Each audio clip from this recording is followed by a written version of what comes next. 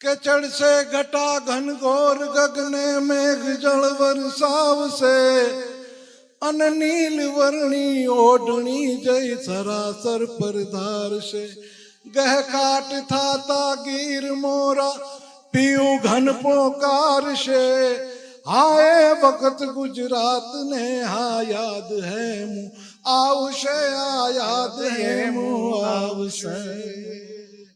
પિતાજીની યાદી અમર છે.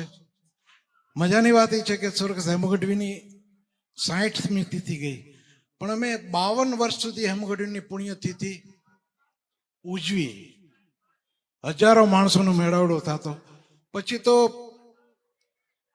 એક રાજ્યમાંથી બીજા રાજ્યમાં અમને 25 વર્ષ પૂરા થયા પછી લોકોએ માગણી કરી કે ભાઈ હેમુભાઈની તિથિ એક જગ્યાએ જ કેમ રાજકોટમાં કરો છો, તમે બીજી જગ્યાએ કરી શકો કે નહીં.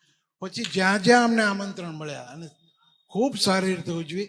એ ઉજવ્યા પછી હેમુભાઈની પુણ્યતિથિના દિવસે જ અમે 20/8 અને 2016માં હેમતીર્થ નામનું એક સ્મારક બનાવ્યું.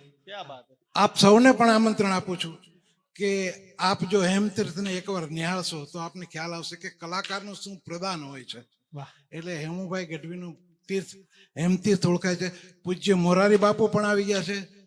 રાજકારણમાંથી ઘણા આપણા સાહેબો આવે છે, ખાસ કરીને રૂપાલા સાહેબ પણ અહીંયા આવી ગયા છે અને અનેક સાધુ સંતો આવે છે, અનેક સ્કૂલોમાંથી આવે છે, કોલેજમાંથી આવે છે. પણ એક વખત એ યાદ કરવા જેવું કરો.